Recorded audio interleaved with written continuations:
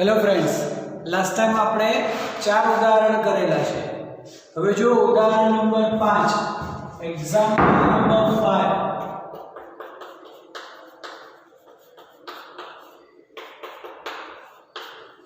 11.5 શું છે વાંચો એમાં ક્વેશ્ચન। એક કેલોરી મીટર માં -12 ડિગ્રી સેલ્સિયસ તાપમાને રહેલા 3 કિલોગ્રામ બરફને વાતાવરણના દબાણે 100 સેલ્સિયસ તાપમાનવાળી વરાળમાં રૂપાંતરિત કરવા માટે જરૂરી ઉષ્માની ગણતરી કરો। જ્યાં બરફની વિશિષ્ટ ઉષ્મા, પાણીની વિશિષ્ટ ઉષ્મા, બરફની ગલનગુપ્ત ઉષ્મા અને વરાળની ગલનગુપ્ત ઉષ્મા આપેલી છે આપણે। તો પહેલા આપણે એનું લિસ્ટ આઉટ કરી દઈએ કે બરફનું દળ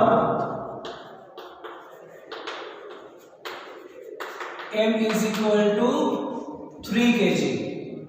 પછી આપણને આપેલી છે બરફની વિશિષ્ટ ઉષ્મા,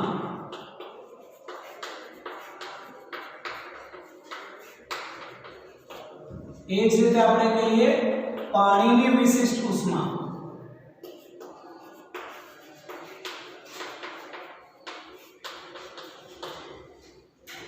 એ જ રીતે આપણને આપેલી છે બરફની ગલનગુપ્ત ઉષ્મા,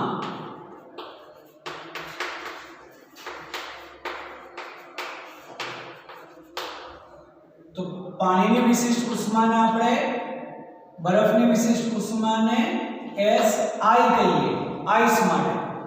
પાણીની વિશિષ્ટ ઉષ્માને SW કહીએ, બરફની ગલનગુપ્ત ઉષ્મા LF અને પાણીની બાષ્પીયન ઉષ્મા જેને LV। तो बधे ज मूल्य आपेला छे। जो बरफनी विशिष्ट उष्मा કેટલી આપેલી છે? તો બરફની વિશિષ્ટ ઉષ્મા ધારિતા છે 2100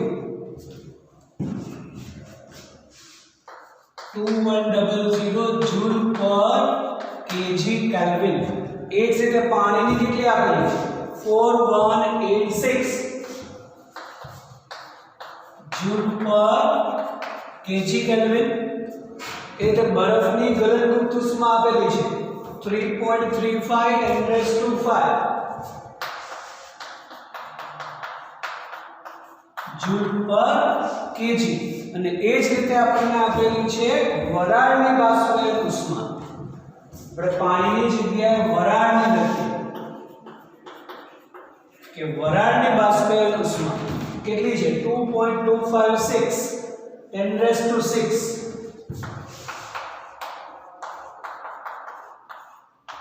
जूल पर केजी। અને આપણે જોઈએ છે કે જે બરફનું તાપમાન -12 ડિગ્રી સેલ્સિયસ છે તેને 100 ડિગ્રી સેલ્સિયસ વાળી વરાળમાં રૂપાંતર કરવા માટે આપવી પડતી કુલ ઉષ્મા। તો હવે આ જે છે -12 થી આપણે 100 ડિગ્રી સેલ્સિયસની વરાળ સુધી જવું છે। તો એના માટે આપેલ જે છે એને આપણે થોડા થોડા ટુકડા કરી દઈએ। टुकड़ा मतलब पहला આપણે ઉષ્મા જોઈએ -12 ડિગ્રી સેલ્સિયસ વાળા બરફને 0 ડિગ્રી સેલ્સિયસ સુધી લાવવા માટે। તેમાં તાપમાન બદલાશે मतलब અવસ્થા સરખી રહેશે। પછી 0 ડિગ્રીએ રહેલા બરફનું જ આપણે તેને પાણીમાં રૂપાંતર કરવા માટે જોઈતી ઉષ્મા, બરાબર છે। તો ત્યાં તાપમાન અચળ રહેશે તો એની અવસ્થા બદલાશે। પછી 0 ડિગ્રી સેલ્સિયસ રહેલા પાણીને 100 ડિગ્રી સેલ્સિયસમાં રૂપાંતર કરવા માટે જોઈતી ઉષ્મા અને પછી 100 ડિગ્રી સેલ્સિયસ રહેલા પાણીને જ 100 ડિગ્રી સેલ્સિયસની વરાળમાં રૂપાંતર કરવા માટે જોઈતી ઉષ્મા। આ પ્રમાણે આપણે એક્ઝામ્પલને ડિવાઇડ કરવું પડશે। તો આપણે કહીએ અહીં -12 ડિગ્રી સેલ્સિયસ તાપમાને रहेला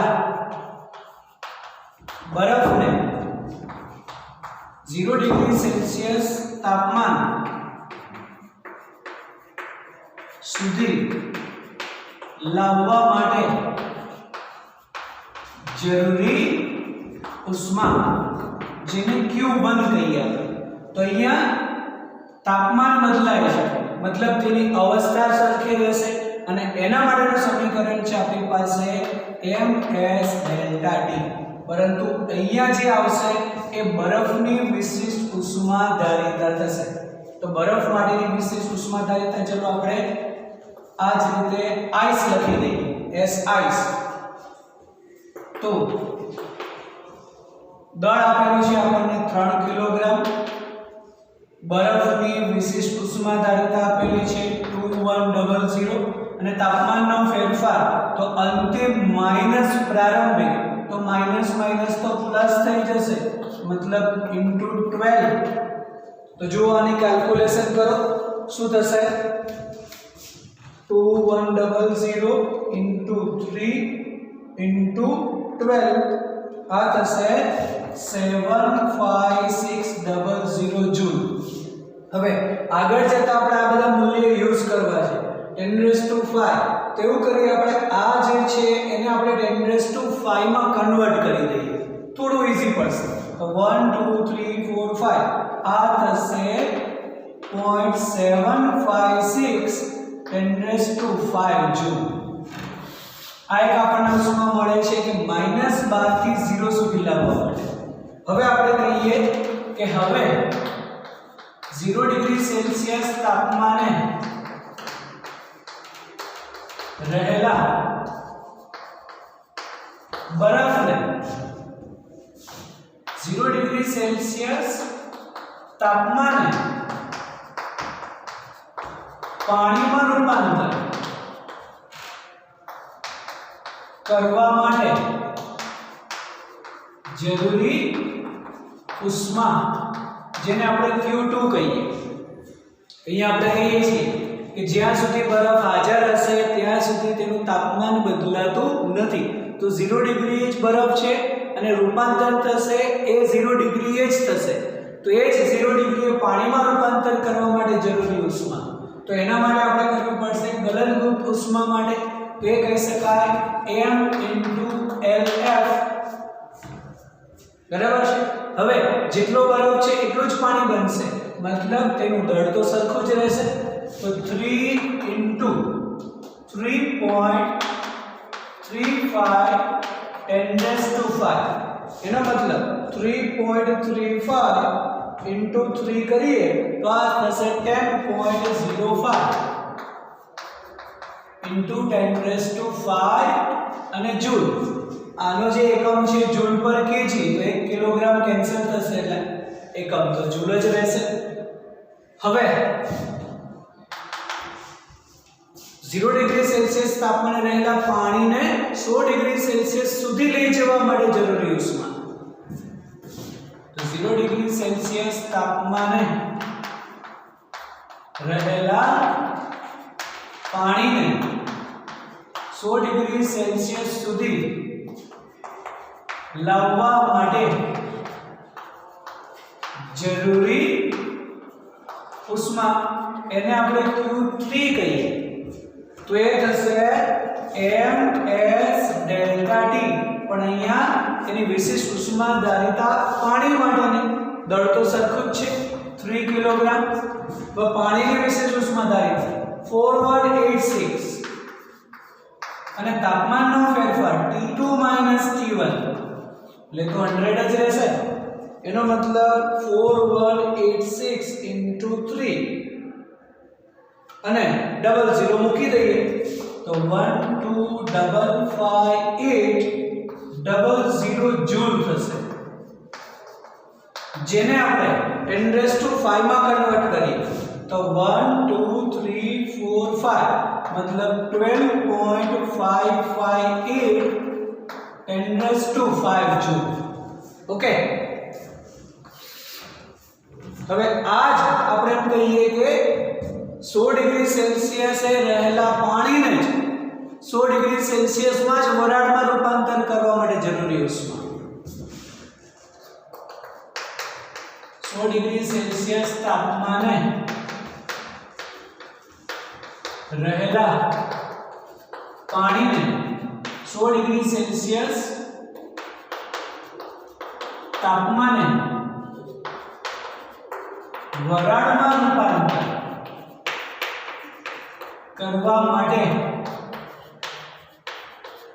જરૂરી ઉષ્મા, જેને આપણે Q4 કહીએ, તો એ થશે m * LV.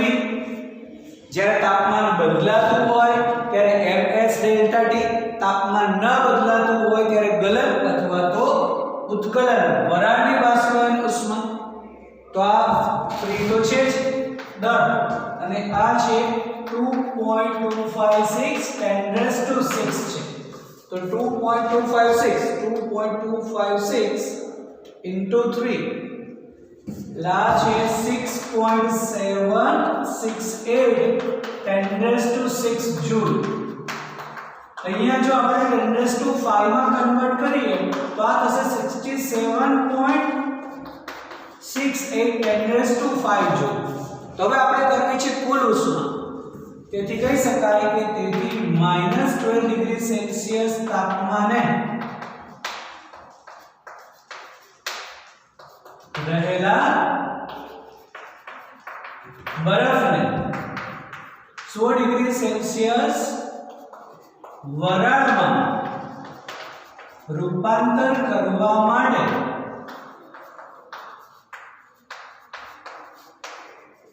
જરૂરી ઉષ્મા Q = જરૂરી કુલ ઉષ્મા કહીએ. Q1 + Q2 + Q3 + Q4. હવે જો બધા જમાં આપણે 10⁵ છે, તો 10⁵ બધામાં કોમન લઈ શકાય.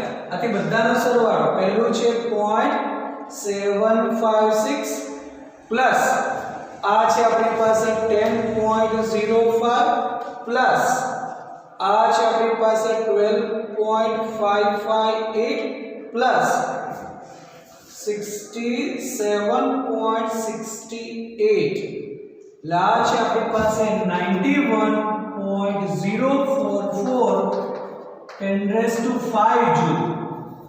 ઓકે, અથવા આ જ આન્સર આપણે 10⁶ માં લખવો હોય તો 9.1 10⁶ જૂલ કહી શકાય. બંને આન્સરમાંથી કોઈ બી આન્સર છેલ્લો છોડી શકો. બરાબર છે? ખબર પડી? એટલો ડેટા આપણને આપેલો છે. કીધું છે -12 ડિગ્રી સેલ્સિયસ તાપમાને રહેલા બરફને 100 ડિગ્રી સેલ્સિયસ વરાળમાં રૂપાંતર કરવા માટે જરૂરી ઉષ્મા. તો ડાયરેક્ટ જે છે પ્રોસેસ નથી થતી.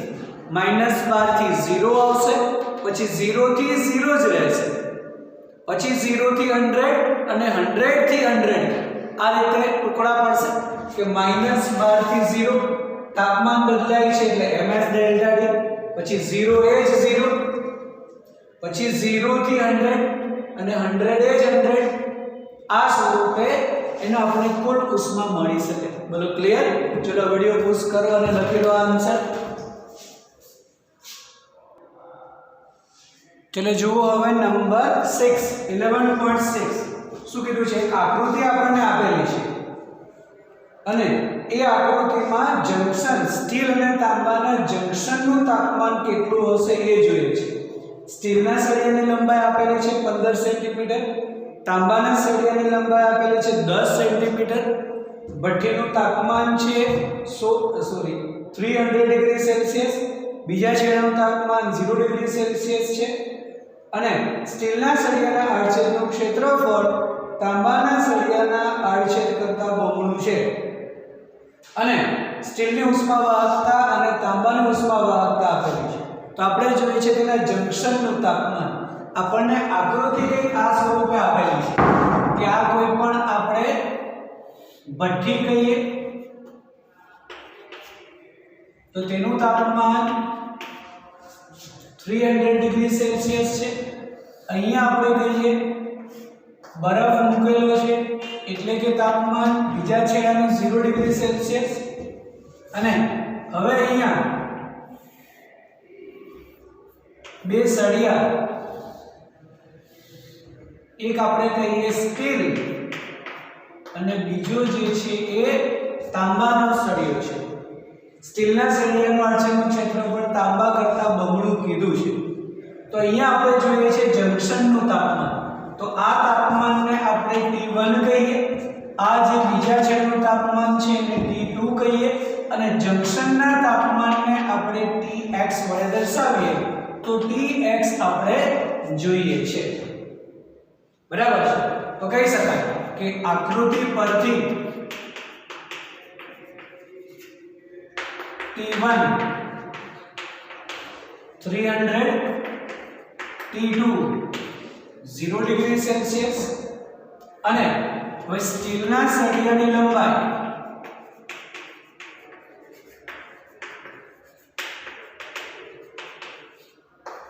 જો એને આપણે L1 તરીકે કહીએ તો આપેલું છે આપણને 15 સેન્ટીમીટર.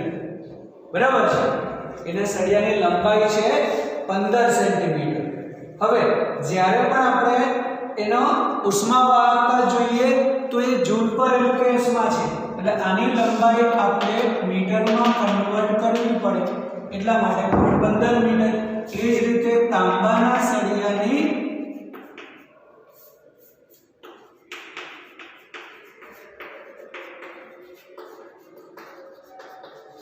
લંબાઈ આપેલી છે L2 is equal to કેટલી છે 10 સેન્ટીમીટર, મતલબ 0.1 મીટર થશે. હવે કીધું છે સ્ટીલના આડછેદનું ક્ષેત્રફળ તાંબા કરતા બમણું કીધું છે. તો જો આનું આપણે આડછેદનું ક્ષેત્રફળ A લઈએ તો આના આડછેદનું ક્ષેત્રફળ કહી શકાય 2A. એટલે કહીએ કે ધારો કે તાંબાના સળિયાના આડછેદનું ક્ષેત્રફળ A હોય તો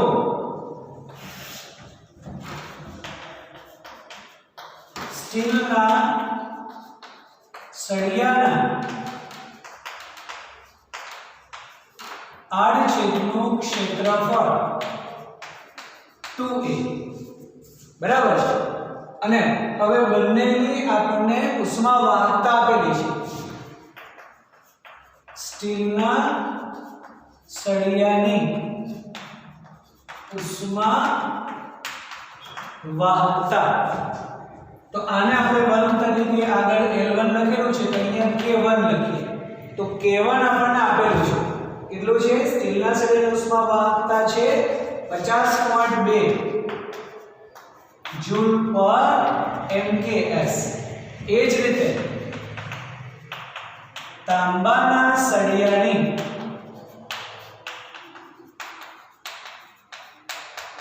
ઉષ્માવાહકતા K2 કહીએ તો K2 આપણને આપેલું છે 385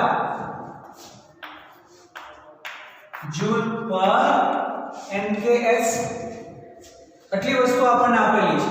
અને મોસ્ટ ઇમ્પોર્ટન્ટ આપણને ઉદાહરણમાં કીધું છે કે સ્થાયી અવસ્થામાં છે, તંત્ર સ્થાયી અવસ્થામાં મતલબ સંતુલિત અવસ્થામાં.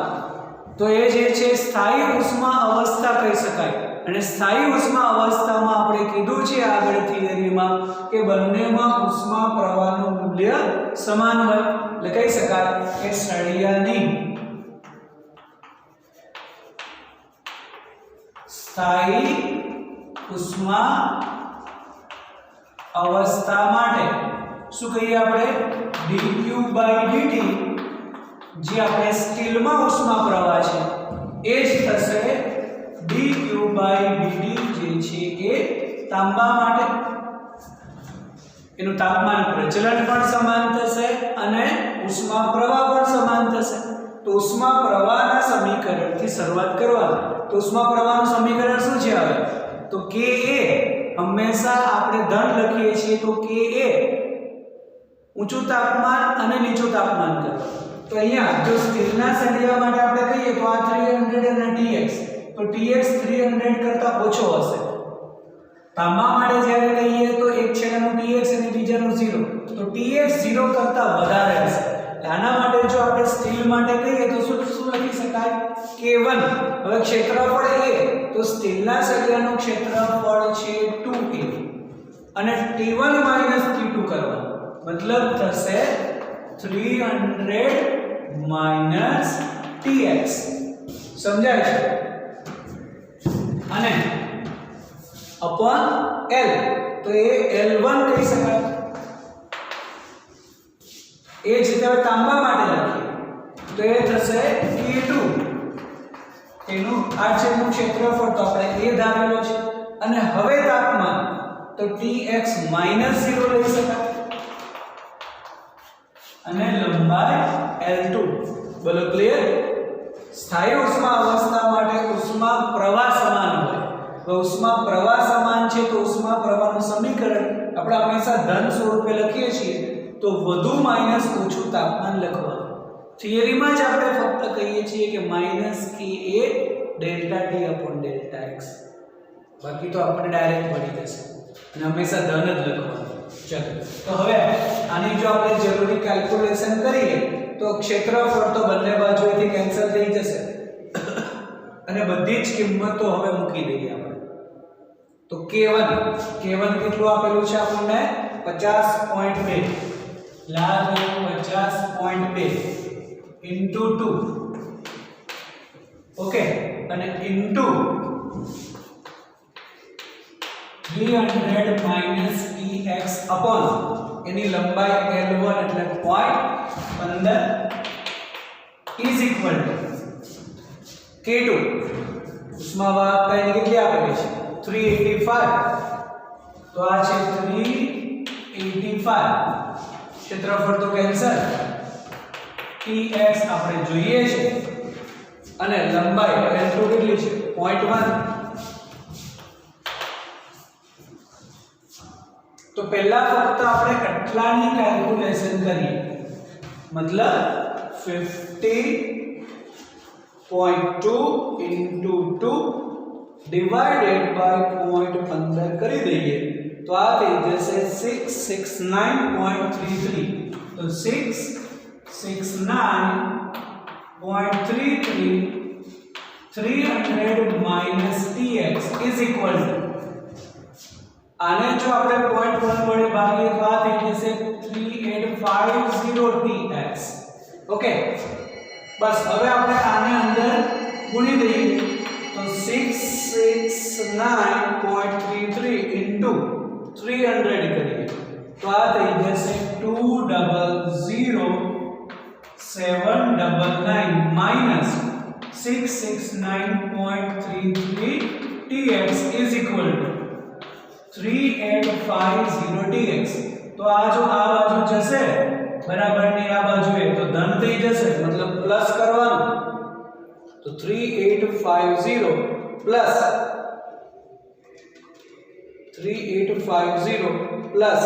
669.33 તો આ થઈ જશે 451.9.33 Tx is equal to 00799. તો બસ હવે Tx જો જોઈતું હોય તો આ ભાગાકારમાં થશે એટલે 200799 divided by 451.9.33 એટલે થશે 44.43 ડિગ્રી સેલ્સિયસ. આ થયું તેનું જંક્શનનું તાપમાન. તો જંક્શનનું તાપમાન થયું 44.43. તો સ્થાયી ઉષ્મા અવસ્થા માટે બસ આ યાદ રાખો.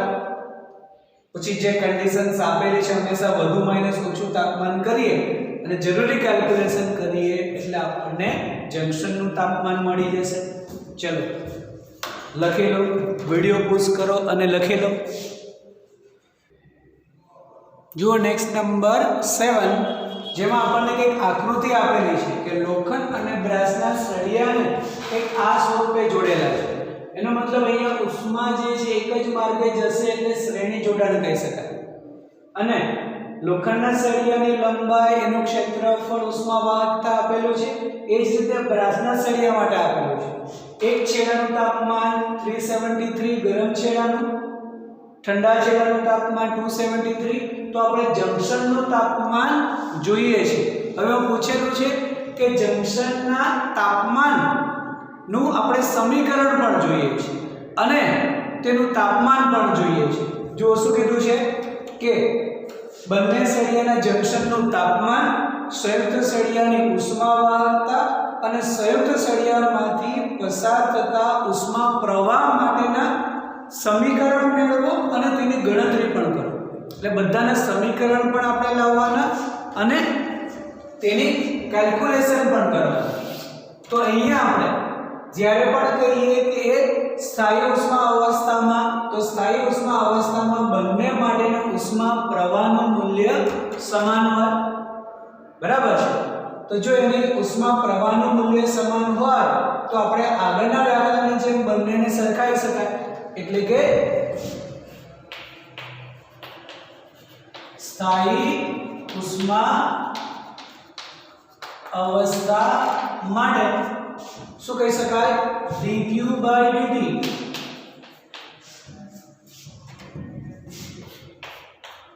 લોખંડ માટે, એ જ રીતે dq/dt આપણે કહીએ બ્રાસ માટે. બરાબર.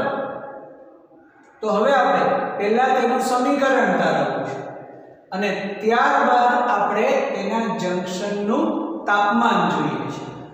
બરાબર છે. તો હવે અહીંયા સ્થાયી ઉષ્મા અવસ્થામાં આપણે શું કહીએ છીએ? તો સ્થાયી ઉષ્મા અવસ્થા માટે પહેલા એક આ કન્ડિશન કરીએ. એનો મતલબ આનું જે સમીકરણ થશે dq/dt નું, તે કહી શકાય કે k1a1 બરાબર છે T1 - T2 એટલે કે T1 - 0/L1 is equal to brass માટે તો K2A2 અહીંયા થશે T0 - T2/L2. સમજાય છે? હંમેશા વધુ માઈનસ ઓછું તાપમાન કરીએ તો લોખંડ માટે T0 ઓછું હશે, પરંતુ બ્રાસ માટે T0 નું મૂલ્ય T2 કરતા વધારે હશે. બરાબર છે. ચલો હવે અહીંયા લંબાઈ જે છે આપણને આમ તો સરખી જ આપેલી છે. જો સમાન લંબાઈ અને સમાન આડછેદ કીધું છે તો કહી શકાય કે અહીં A1 = A2 તથા L1 = L2 હોવાથી તો આ તો કેન્સલ થઈ જશે બંને બાજુએથી. તો શું કહી શકાય? K1 T1 - T0 = K2 T0 - T2. હવે આના આપણે જો બ્રેકેટ ઓપન કરીએ તો K1 T1 - K1 T0 = K2 T0 - K2 T2. આપણે જોઈએ છે જંક્શનનું તાપમાન, તો આને જો આ બાજુ લઈ જઈએ તો પ્લસ થશે અને આને આ બાજુ લઈએ તો એ બી પ્લસ થઈ જશે. મતલબ કહી શકાય K1 T1 + K2 T2 = જો આપણે T0 અહીંયા આપણે લાવીએ અને સામાન્ય કાઢીએ તો આ થઈ જશે K1 + K2, એટલે કે આ બી પ્લસ થઈ જશે. તો હવે આપણે કહી શકાય જંક્શન નું તાપમાન સમીકરણ શું થશે? T0 ને કરતા બનાવીએ તો K1 T1 + K2 T2 K1 + K2. તો આ જંક્શનના તાપમાન થશે. બસ હવે એની કિંમત મૂકો. K1 કેટલું આપેલું છે? 79. તાપમાન છે 273. તો 79 અને 373 પ્લસ K2 T2. તો K2 છે આપણા માટે 109 અને T2 છે 273 ડિવાઇડેડ બાય K1 + K2. तो K1 + K2 मतलब 79 + 109 થશે. ચલો હવે આની કેલ્ક્યુલેશન જાતે કરવાની મેં કરેલી છે. આપણને આન્સર તેનો મળશે 315. તો જંક્શનનું તાપમાન 315 કેલ્વિન અને કેલ્ક્યુલેશન જાતે કરવી. તો આ થયો આપણો ફર્સ્ટ આન્સર. ચલો સેકન્ડ આન્સરમાં શું કીધું છે તેને આપણે જોઈએ છે સંયુક્ત સળિયાની ઉષ્માવાહકતા જોઈએ છે. તો શ્રેણી જોડાણ માટે આપણે તેનું પહેલા સમીકરણ, તો સમીકરણ તારવશું આપણે અવરોધોના શ્રેણી જોડાણના સૂત્ર પરથી. તો કહી શકાય કે સળિયાના શ્રેણી જોડાણ માટે, તો શ્રેણી જોડાણ માટે જ્યારે લખીએ તો કુલ એનો અવરોધ જો આપણે R કહીએ તો શું કહી શકાય R1 પ્લસ R2. આ લોખંડ માટે આપણે બધું જ 1 લખેલું છે અને બ્રાસ માટે 2 લખેલું છે. તો R1 પ્લસ R2. ચલો તો હવે R1 R L by Ka. તો અહીંયા કહી શકાય આપણે L1 upon K1 A1 L2 upon K2 A2. હવે જો અહીંયા લંબાઈ સમાન આપેલી છે, આ છેદનું ક્ષેત્રફળ પણ સમાન છે, બરાબર છે. તો અહીંયા આપણે ફક્ત R જ કહીએ. હવે કહીએ L1 L2 L અને A1 A2 A લખીએ. અને જો હવે ડાબી બાજુ માટે આપણે કુલ અવરોધનું સમીકરણ કહીએ તો લંબાઈ તો ડબલ થઈ જશે. મતલબ અહીંયા લખી શકાય 2L upon Ka L by K1A plus L upon K2A. બરાબર છે. તો L અને A તો કેન્સલ થઈ જશે. એટલે સમીકરણ થયું આપણા માટે 2 by K 1 upon K1 plus 1 upon K2. તો આના પરથી આપણને K નું સમીકરણ મળી જશે. બરાબર છે. ચલો એટલે સુધી પહેલા તો વિડિયો પોઝ કરો અને લખી લો. હવે અહીંયાથી આપણે એની કેલ્ક્યુલેશન કરવી છે.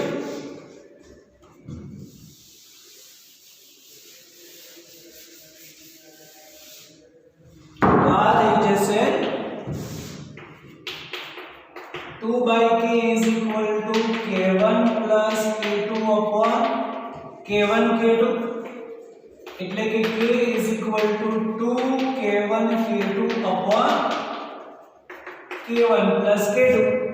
ચલો બંનેના મૂલ્ય મૂકો. એક આપણને આપેલું છે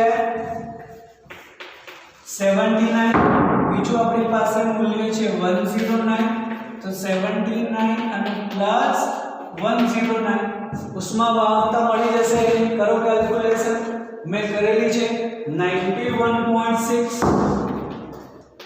વોટ પર મીટર કેલ્વિન. આ થશે તેની સમતુલ્ય ઉષ્માવાહકતા. હવે જોઈએ છે આપણે તેના ઉષ્મા પ્રવાહ માટેનું સૂત્ર. તો જ્યારે પણ આપણે સળિયામાં ઉષ્મા પ્રવાહ માટે કહીએ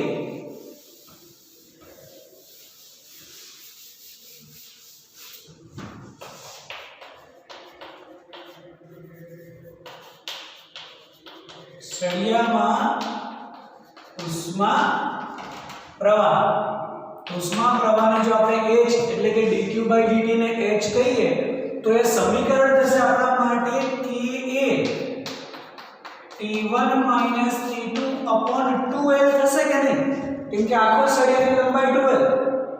બંનેમાં ઉષ્મા પ્રવાહ તો સમાન જ હોય એટલે એની સમતુલ્ય ઉષ્મા વાહકતા કે આ છેદનું ક્ષેત્રફળ તો સરખું જ છે.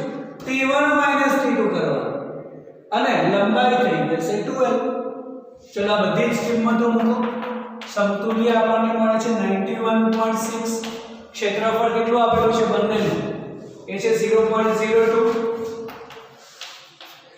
T1 373 minus 273 upon 2 into લંબાઈ કેટલી આપેલી છે 0.1.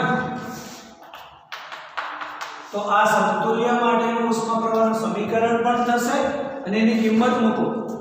બધી જ કિંમતો મૂકો મળશે આપણને 916 જૂલ પર સેકન્ડ કહી શકાય અથવા તો 916 વોટ પણ કહી શકાય. તો આ થયો ઉષ્મા પ્રવાહ. dq/dt લખો તો પણ ચાલે, h લખો તો પણ ચાલે.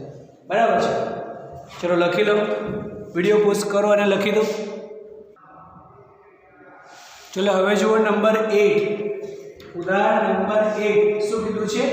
20 સેલ્સિયસ ઓરડાના તાપમાને એક વાસણમાં ભરેલ ગરમ ભોજન 2 મિનિટમાં 94 ડિગ્રી સેલ્સિયસ થી 86 ડિગ્રી સેલ્સિયસ સુધી ઠંડુ પડે છે. તેનું તાપમાન 71 ડિગ્રી સેલ્સિયસ થી 69 ડિગ્રી સેલ્સિયસ થવા માટે કેટલો સમય લાગશે? જો અહીંયા તાપમાન અને સમય છે, મતલબ આપણે ન્યૂટનના શીતળનો નિયમ લગાડવો પડશે. બરાબર છે. જેમાં આપણને વાતાવરણનું તાપમાન આપેલું છે 20 ડિગ્રી સેલ્સિયસ. બરાબર છે. એટલે પહેલા આપણે કહી દઈએ કે વાતાવરણનું તાપમાન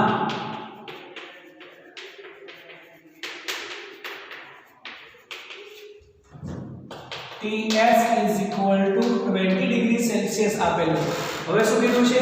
એ જે ભોજન છે એ 94 થી 86 થવા માટે 2 મિનિટનો સમય લાગે છે.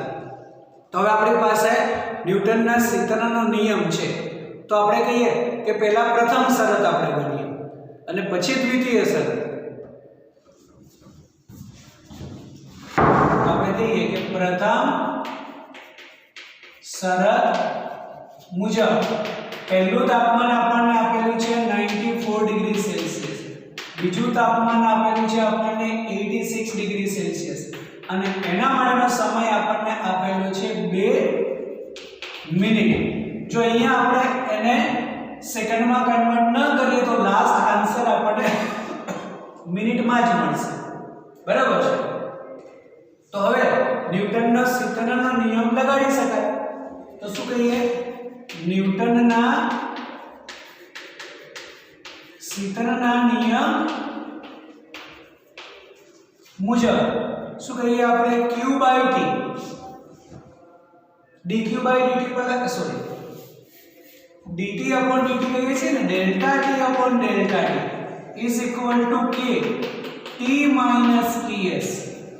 જ્યાં આપણે t કહીએ છીએ t1 plus t2/2. બસ આ ખાસ યાદ રાખો અને આ જ સમીકરણ પરથી આપણને તેનું અંતિમ જે છે સમય આપણને મળશે. ઓકે, આ સમીકરણ ખાસ યાદ રાખો. ડેલ્ટા t/delta t કે t minus ts. t એટલે હંમેશા સરેરાશ તાપમાન. તો પહેલા સરેરાશ તાપમાનની કેલ્ક્યુલેશન કરીએ. આપણને 94 અને 86 આપેલા છે. આ થશે 94 plus 86/2. કેટલું થશે જુઓ? 94 plus 86/2 એ થઈ જશે 90 ડિગ્રી સેલ્સિયસ. હવે અહીંયા થયો આ તાપમાનનો તફાવત. તો તાપમાનનો તફાવત કેટલો થશે? તો 94 minus 86 એ થશે 8. તો આ કહી શકાય 8/2.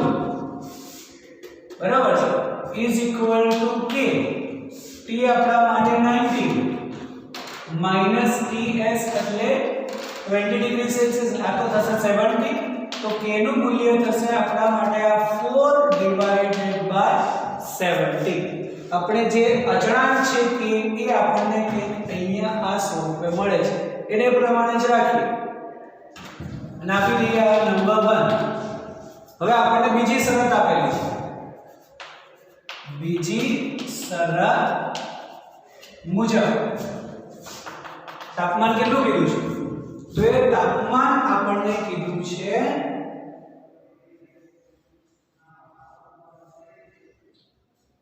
71 થી 69. બરાબર છે. તો 71 ડિગ્રી સેલ્સિયસ અને T2 69 ડિગ્રી સેલ્સિયસ. ઓકે, તો અહીંયા આપણને તાપમાનનો તફાવત પણ મળશે અને સરેરાશ તાપમાન પણ થશે. તો પહેલા લખીએ આપણે ન્યૂટનના શીતળના નિયમ મુજબ શું કહી શકાય delta T upon delta T is equal to કે ટી માઇનસ ટીએસ તાપમાનનો તફાવત કેટલો 2 જ થશે ને સમય તો જોઈએ છે આપણે k નું મૂલ્ય આપણને મળશે 4/70 અહીંયા હવે આનું સરેરાશ તો 71 અને 69 નું સરેરાશ તો 70 થઈ જશે માઈનસ તાપમાન તો આપણને 70 આપેલું છે બસ હવે આપણે સમયગાળો જોઈએ છે તો અહીંયા જો આપણે આની કેલ્ક્યુલેશન કરીએ તો આ 2 થઈ જશે ઓકે અને આખું વ્યસ્ત જો કરી દઈએ તો આપણને ડેલ્ટા ટી મળી જશે એટલે કે સમય આખું વ્યસ્ત મતલબ આ 50 અને 2 ઉપર છે અને 70 નીચે તો આ થઈ 70 ડિવાઇડેડ બાય કેટલા થશે 50 * 2 100 થશે કે નહીં તો આ કેટલું થયું 0.7 મિનિટ થઈ 0.7 મિનિટ તો 0.7 * જો 60 કરીએ તો 42 સેકન્ડ પણ કહી શકાય કેમ કે આ 1 સેકન્ડની 1 મિનિટની 60 સેકન્ડ તો 42 સેકન્ડ બરાબર આ પ્રમાણે આપણને તેનો અંતિમ તાપમાન અંતિમ સમયગાળો મળી જશે અંતિમ તાપમાન પૂછેલું હોય તો પણ મળશે આ સમીકરણ ખાસ યાદ રાખો આનાથી જ કેલ્ક્યુલેશન થશે જ્યાં t એટલે હંમેશા સરેરાશ તાપમાન યાદ રાખો જે અહીંયા આપણને ડાયરેક્ટ મળી જશે ઓકે લખી લો એટલે સુધી